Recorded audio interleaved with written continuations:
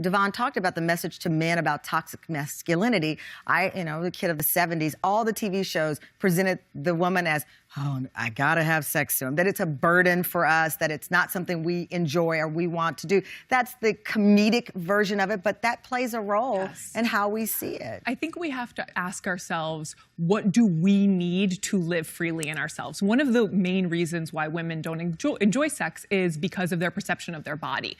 So even men, 20% of men at normal body weight conceal body parts during sex. So if we're really concerned about what we look like, we are not going to feel free. And as we get older, we move towards self-acceptance. And we're like, this is me, this is my body. So I love that. So it is a part of us growing to become better in intimacy.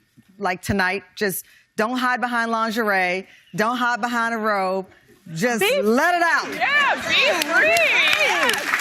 Listen,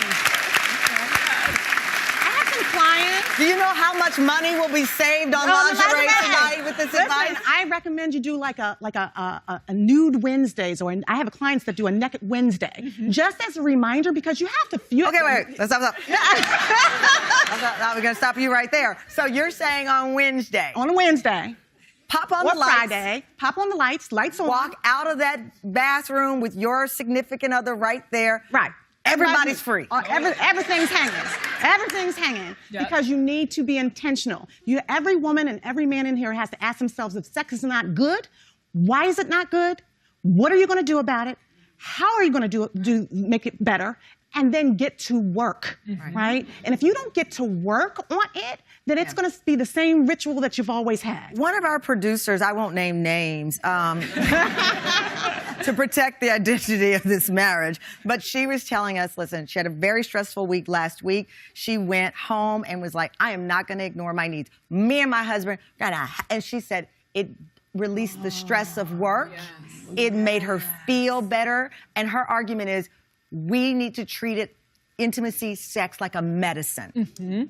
That it can cure our stress. Yes. I won't name that producer, but she's in the building. Should we treat sex like it's medicine? The benefits of sex on health and well-being abound.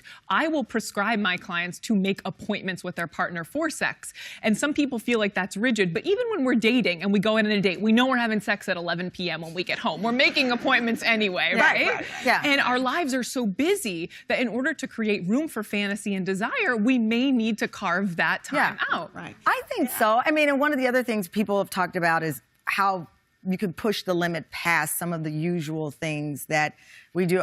I worked at a lingerie store, and I worked a few blocks down. Now you don't need lingerie. I know, I don't need it now because I was naked Wednesday.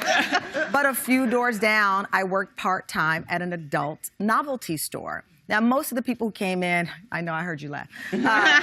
Most of the people who came in were bachelors, bachelorette parties, and they're finding little fun things. But I felt like an anthropologist into the mind of what people were, in a healthy way, willing to explore. Yeah. And so you've got to step outside of your comfort zone, right? Intimacy means into me see. And in order to into me see, that's what intimacy means, right? And so then there's 4 eyes. Remember, make it important. You have to value it. You have to be interested in it. You have to make time for it. So then focus on the investment and then be intentional about it. Okay. So importance, interest, investment, and then be intentional. And be into the person that you're into, and then have them be into you.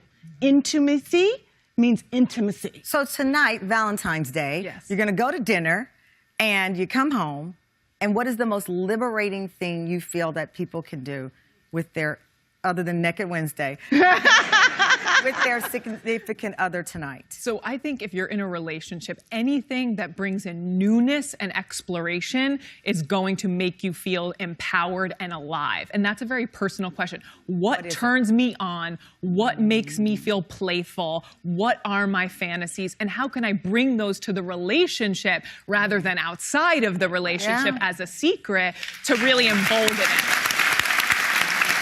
This is a fascinating...